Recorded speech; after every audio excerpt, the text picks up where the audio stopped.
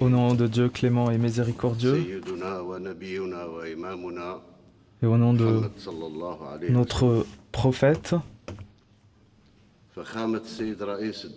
Monsieur le chef de l'État, Abdelkader Ben Salah, Monsieur le président du Conseil de la Nation par intérim, Monsieur le président de l'Assemblée populaire nationale, Monsieur le président du Conseil constitutionnel, Monsieur le chef de gouvernement, Monsieur le chef d'état-major,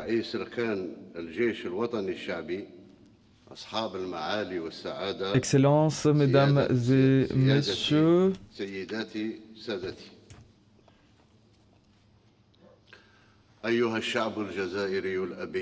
au peuple algérien,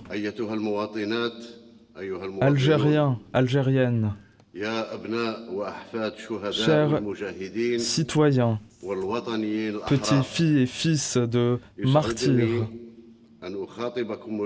j'aimerais, et je suis honoré de m'adresser à vous aujourd'hui en tant que président de la République algérienne démocratique et populaire. Je m'adresse à vous, vous qui avez refait votre histoire. Vous avez tracé un nouvel avenir pour votre pays. Lorsque le 12 décembre 2019, vous avez pris la décision de répondre à l'appel du devoir national. Vous avez remis l'Algérie sur le chemin de la légitimité.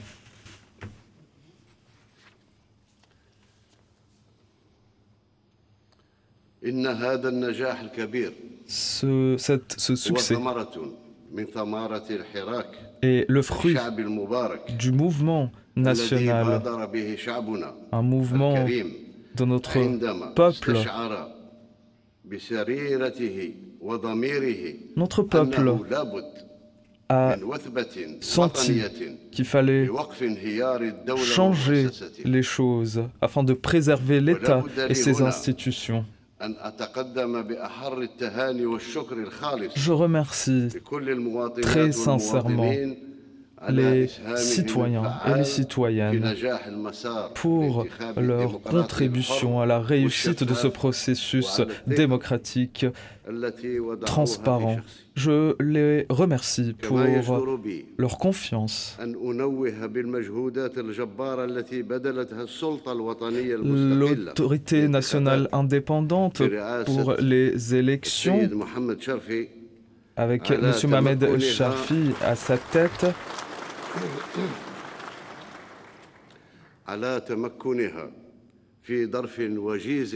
a pu, dans un temps très limité, a pu donc organiser des élections transparentes. Je remercie également les autres candidats. Ce sont mes frères. Et nous avons embarqué dans cette aventure ensemble. Ils ont servi leur pays, notre cher pays. Je saisis également cette occasion pour remercier M. Abdelkader Ben Salah pour le brio avec lequel il a assumé sa mission à la tête de notre pays dans des circonstances très sensibles.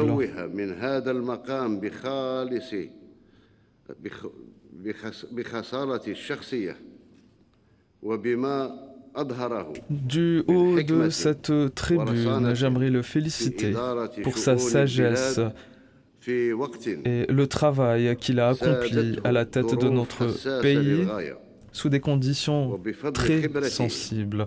Grâce à son expérience reconnue, il a pu réussir à harmoniser les liens entre l'État et son armée nationale Il a jeté ainsi des ponts sûrs pour notre avenir.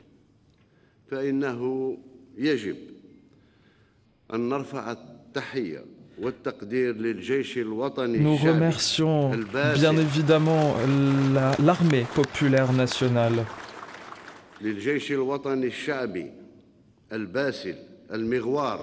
Cette armée forte, cette armée qui a émané du front de l'armée de libération nationale. Ici, je remercie le chef d'état-major Ahmed Gayed Salah pour le rôle important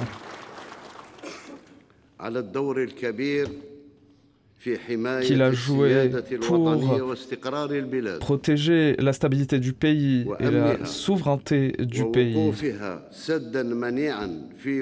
C'était un véritable bouclier contre toute ingérence étrangère dans nos affaires et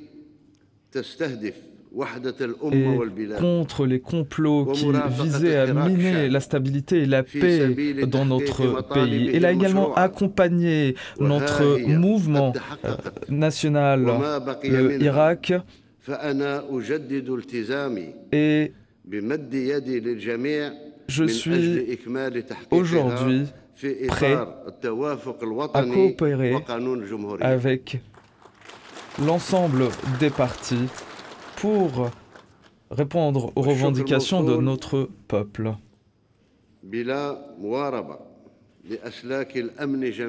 Je remercie également la police, les appareils de la police, de la gendarmerie qui ont veillé à la stabilité et à la paix de notre pays.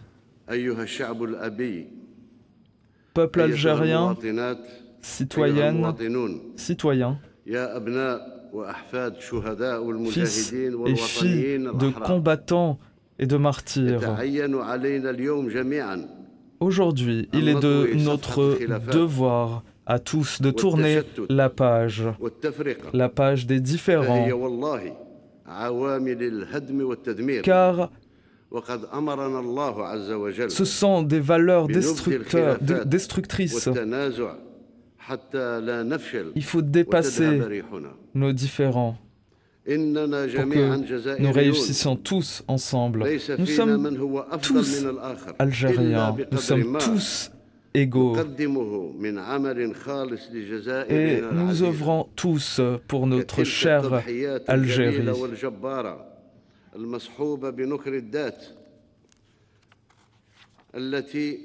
Il faut se sacrifier pour le pays.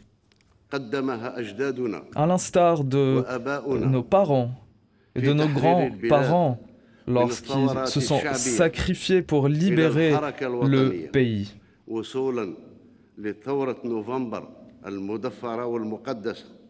Et la glorieuse révolution du 1er novembre.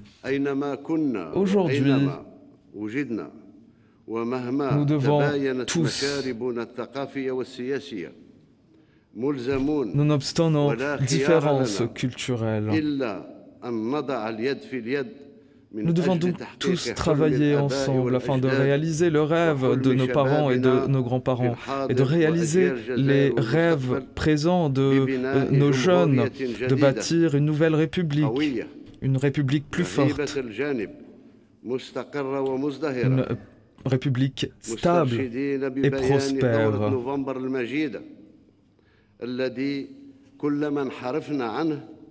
Il faut toujours rester dans le droit fil de la déclaration du 1er novembre.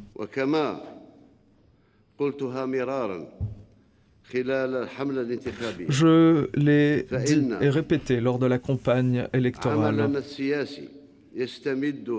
Notre travail politique s'inspire des valeurs de la glorieuse révolution de novembre. C'est une véritable source d'inspiration pour nous. C'est la référence de toutes les politiques mises en œuvre, des politiques qui visent à bâtir une nouvelle Algérie, Une Algérie qui respecte la volonté du peuple, une Algérie de droit, un État de droit, un État pour les jeunes, afin d'avancer et répondre aux aspirations de notre peuple. L'Algérie, dans ces moments très difficiles, a besoin de réorganiser ses priorités afin d'éviter toute crise.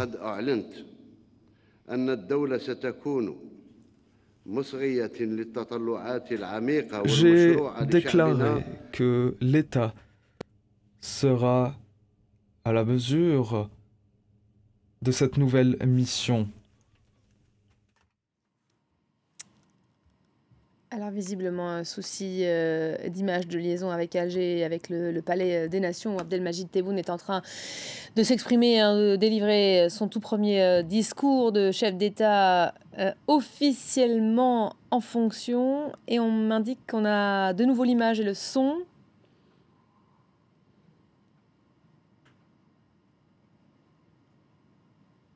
Alors de nouveau l'image, c'est certain. Le son, pas encore, ça ne saurait tarder. Abdelmajid Tebboune qui est en train de s'adresser au peuple algérien. On l'écoute à nouveau.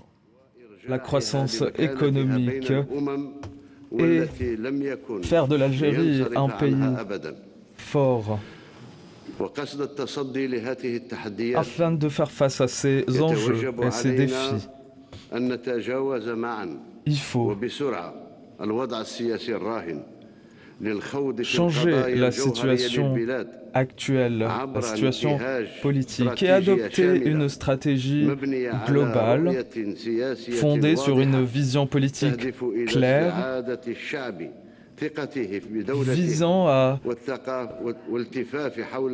garantir la stabilité et l'avenir de notre pays. Cette stratégie vise également à renforcer l'État et combattre la corruption et l'impunité, ainsi que la distribution arbitraire de la rente pétrolière.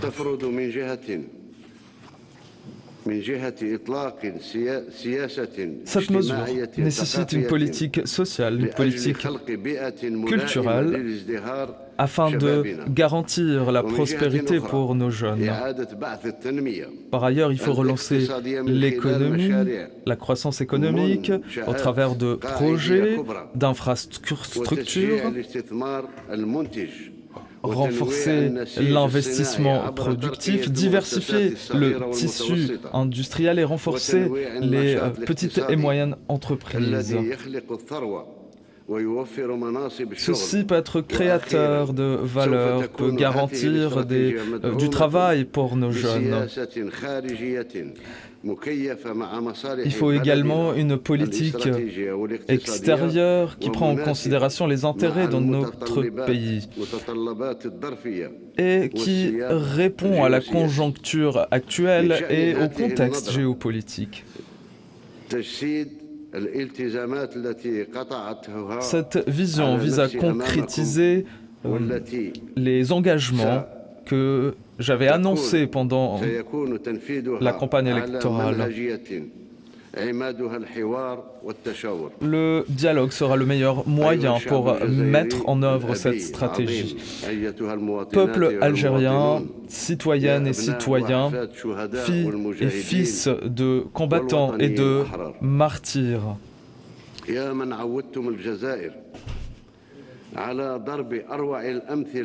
vous avez toujours été un exemple de sacrifice, sacrifice pour le pays et pour l'avenir de la nation. Aujourd'hui, il faut rebâtir une nouvelle république en se basant sur les engagements que vous avez choisis le 12 décembre dernier lors du scrutin. Aujourd'hui, en tant que président de la République, il est de mon devoir de vous rappeler ces engagements, à commencer par le changement de la Constitution, car la Constitution est la pierre angulaire pour bâtir une nouvelle République. En effet, je renouvelle mon engagement pendant les premiers mois de mon mandat, voire les premières semaines de mon mandat, afin de répondre aux revendications du peuple algérien. La Constitution va désormais contenir un seul mandat pour le président de la République et diminue de ses prérogatives. La nouvelle Constitution va protéger l'Algérie contre l'individualisme. Elle sépare entre les pouvoirs et crée un véritable équilibre. La nouvelle Constitution ne donnera à aucun corrompu des avantages lors des poursuites judiciaires. La nouvelle Constitution protégera les libertés et les droits fondamentaux, la liberté de la presse, la liberté d'expression, la liberté de manifester.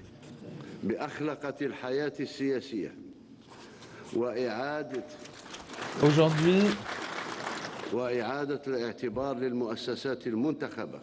il faut redonner aux institutions leur rôle à travers une nouvelle loi, concernant les postes de responsabilité dans l'État et dans les différentes institutions. Nous allons lutter contre la corruption lors des scrutins. Ainsi, les jeunes, et notamment nos universitaires, auront l'occasion de se présenter à ces élections et de remporter ces élections. Et l'État s'en chargera de soutenir et de fournir et de financer leur campagne afin de les protéger de la corruption. En matière économique, nous allons bâtir une économie nationale solide et diversifiée, une économie génératrice de richesses qui garantit la prospérité sociale, qui renforce notre sécurité alimentaire et nous épargne toute indépendance à des forces étrangères ainsi que l'indépendance au pétrole. Je lance ici un appel sincère à tous les hommes d'affaires algériens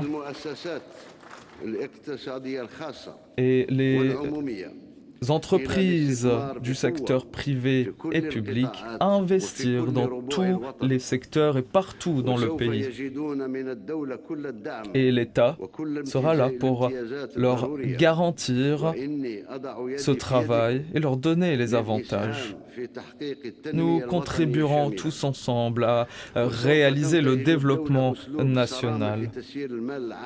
Nous allons être très fermes dans la gestion des fonds publics et nous ne permettrons pas de jouer avec l'argent du peuple. Nous allons lancer un plan d'action pour les jeunes afin qu'ils puissent créer des entreprises innovantes. Nous allons leur donner les avantages pour réussir. Nous allons valoriser la production nationale. Nous importerons uniquement ce dont on a véritablement besoin. Il faut renforcer notre production nationale. Il faut renforcer le rôle économique des collectivités locales, diversifier les secteurs de l'économie, et notamment dans le sud du pays.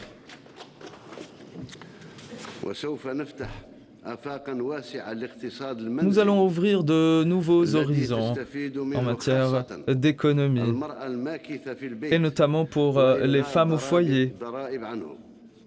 Nous allons mettre en place un système avantageux pour annuler les impôts pour les femmes au foyer. Nous allons également garantir la sécurité alimentaire dans un premier temps, et puis nous allons par la suite exporter notre production agricole. En matière de tourisme également, le tourisme est un secteur très important qui crée des emplois, qui génère de la richesse. Nous allons donc mettre en place des mécanismes pour soutenir le tourisme. Nous allons mettre en place des vols à des prix très préférentiels et afin de relier l'Algérie au reste du monde. Peuple algérien, citoyens, citoyennes, fils et filles de combattants et de martyrs. Nous allons également réformer notre système d'impôts. Nous allons donner des avantages pour améliorer la production nationale et notamment pour les petites et moyennes entreprises. Nous allons baisser les impôts de l'ensemble des entreprises publiques et privées qui créent de l'emploi. Et nous allons mettre en place des mécanismes bien clairs dans ce contexte. Nous allons également encourager l'investissement dans le secteur des énergies renouvelables. Nous allons renforcer notre présence énergétique en Europe et en Asie et partout dans le monde. Nous allons faire revivre les grands projets d'énergie renouvelable. Nous allons également développer la production culturelle, le cinéma, la création intellectuelle. Nous allons améliorer la situation de l'artiste. En ce qui concerne les médias, je lance ici un appel à tous les médias du pays d'être à la hauteur des aspirations de la nation.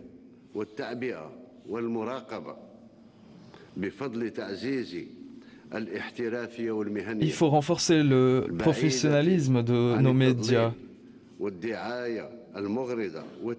et lutter contre certaines pratiques néfastes exercées par certains médias.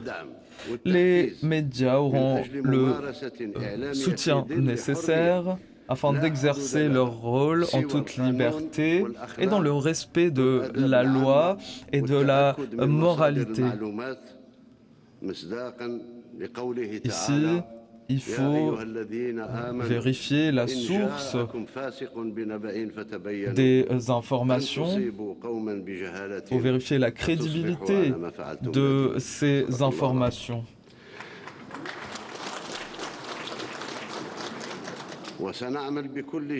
Nous allons œuvrer sans relâche pour résoudre le problème de la publicité publique et en faire un moyen pour renforcer la liberté de la presse.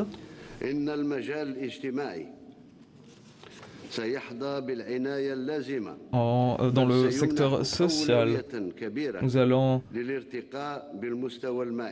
donner la priorité au pouvoir d'achat de l'Algérien, la classe moyenne et notamment la classe vulnérable ne sera pas laissée pour de compte. L'État sera présent pour préserver sa dignité. Et ici encore, je m'engage à respecter ce que j'avais annoncé lors de ma campagne électorale, à savoir fournir une maison, un toit à chaque Algérien pour garantir une vie digne. Nous allons également, comme je le disais, augmenter le pouvoir d'achat de l'ensemble des citoyens, et notamment la classe moyenne et la classe vulnérable. Et nous allons bien sûr nous n'allons pas imposer de taxes sur ces tranches de la population. Nous allons également mettre en place un plan d'action pour prévenir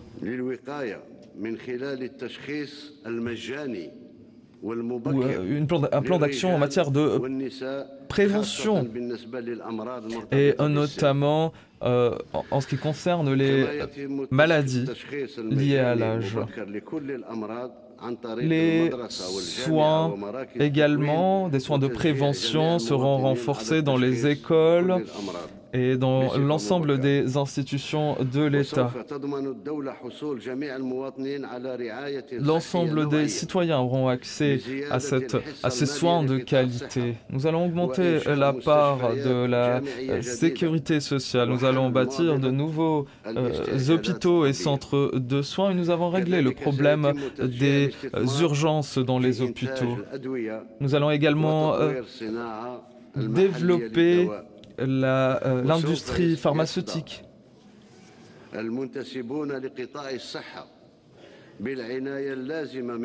Nous allons donner les avantages et le soutien nécessaire, soutien financier, le soutien moral,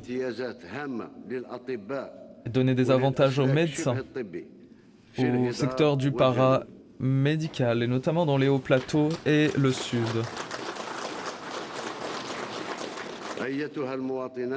Mesdames et messieurs, peuple algérien, citoyens, citoyennes, fils et filles de combattants et de martyrs,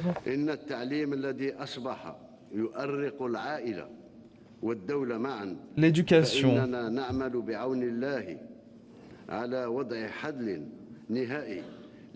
Donc en matière d'éducation, nous allons également revoir les programmes scolaires, les alléger, et notamment pour le cycle primaire, afin que l'enfant puisse vivre pleinement son enfance.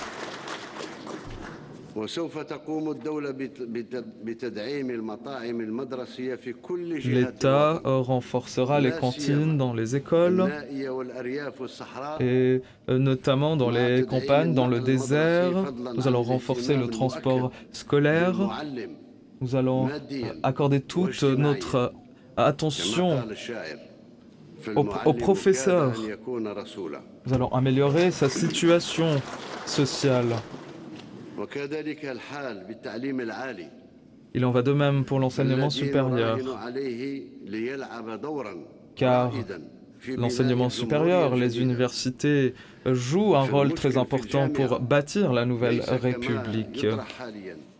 Voilà pour ce discours du nouveau président algérien officiellement entré en fonction. Vous avez suivi la séquence avec nous en direct, séquence très officielle évidemment de la République algérienne. Nouveau président Abdelmadjid Tebboune qui a donc été investi devant le Parlement algérien en présence des plus hautes autorités civiles et militaires du pays. Main sur le Coran, le successeur d'Abdelaziz Bouteflika a prêté serment et il continue en ce moment même de prononcer son tout premier discours de chef d'État. Cette première adresse à la nation, premier mot en direction du peuple algérien, qui, je vous le rappelle, conteste à grande majorité fortement cette élection, boycottée, faut-il vous rappeler ce chiffre, par 60% de la population il y a tout juste une semaine.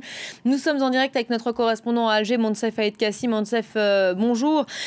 Abdelmadjid Tebboune qui est en train de s'exprimer toujours et qui a fixé et qui est en train de fixer les grandes lignes de son mandat, qu'il l'a promis et réitéré à l'instant, sera limité à un seul mandat.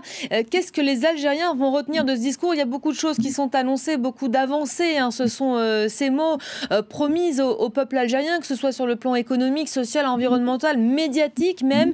Qu'est-ce que les Algériens vont retenir de cette intervention? Énormément de choses qui sont annoncées, vous venez de le dire justement. les grandes lignes, parce que Abdelmadjid Tebboune a évoqué tous les secteurs. Tous les secteurs, sans exception, ont été évoqués par le président. La culture, l'économie, la communication, les médias, la santé, l'habitat aussi, pour promettre, par exemple, la fin définitive de la crise du logement.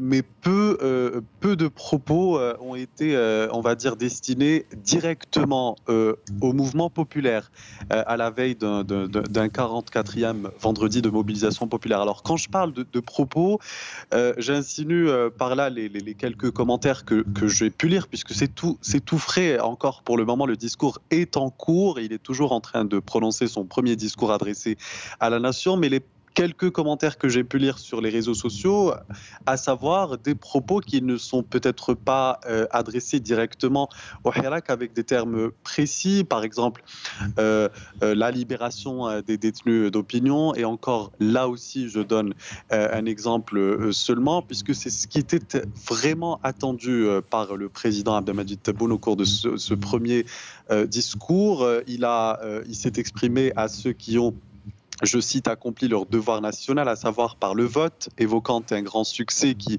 n'aurait vu le jour sans la naissance du Hirak. Il a lui aussi, tout comme le président par intérim Abdelkader Ben Salah, présenté ses félicitations aux citoyens qui ont fait le succès de l'élection présidentielle, et donc, je cite, de son élection, remerciant à son tour l'autorité nationale indépendante des élections, les 4 candidats adversaires à l'élection présidentielle, adversaires à Tebboune. Il a saisi l'occasion pour remercier le président par intérim Ben Salah pour, dit-il, avoir assuré sa responsabilité, et plusieurs autres déclarations évoquant justement les grandes lignes de ce qui va suivre dans les mois à venir, sans oublier bien évidemment le fait qu'il ait réitéré son appel à tendre sa main au Hirak, au mouvement populaire, sans pour autant s'étaler là-dessus dans ce premier discours à travers lequel il a salué le rôle déterminant de l'armée, lui aussi durant la crise, le vice-ministre de la Défense, chef d'état-major Ahmed Gaïd Salah, pour, a-t-il dit, son grand rôle dans la protection de la souveraineté nationale et la stabilité du pays, contre, je cite, l'ingérence étrangère et les complots qui visent l'Algérie. Il a aussi remercié le vice-ministre de la Défense, Ahmed Gaïd Salah, chef d'état-major, pour avoir accompagné le mouvement populaire dans la concrétisation de ses revendications, qui n'ont pas été citées nommément, parce que Abdelmadjid Tebboune dit que ces revendications, premières revendications, ont été satisfaites et prises en considération durant ces 10 mois de mouvement populaire, et qu'il promet qu'il va prendre en charge le reste des revendications, mais il ne les a pas citées nommément. Il est tout de suite passé aux grandes lignes de tous les secteurs comme la culture, l'habitat, l'économie et bien d'autres secteurs. Et il dit qu'il veut plier la page des conflits, de la division, la dispersion sur les bases des principes du 1er novembre. Et rappelant bien évidemment, je cite, que nous sommes tous Algériens et qu'aucun d'entre nous n'est meilleur que l'autre, sauf parce qu'il offre au pays comme sacrifice, ce sont ses propos, pour la construction d'une nouvelle Algérie. Donc, pour revenir à votre première question, les commentaires, c'est un peu trop tôt pour parler de la réaction générale, si ce n'est que les internautes considèrent que Abdelmadjid Tebboune ne s'est pas exprimé de manière directe, avec des propos concis et clairs directement à la rue. Merci beaucoup Monsef, en direct d'Alger, en réaction à ce discours qui se poursuit. Armel Charrier, on le disait, et il nous dressait la liste en quelque sorte, Monsef.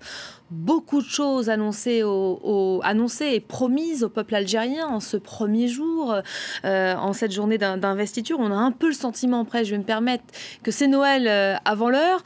Le nouveau président algérien qui n'a pas cité le Hirak, ce mouvement de contestation. Il avait eu des mots en leur direction lors de sa première prise de parole après son élection il y a une semaine. Il avait tendu la main à ce mouvement de contestation qui marque une pause, aujourd'hui une forme de trêve, mais qui s'est de nouveau donné rendez-vous demain dans les rues du pays. On ne doute pas qu'il y aura beaucoup de monde. Je le rappelle, 60% de la population algérienne qui a boycotté ce scrutin.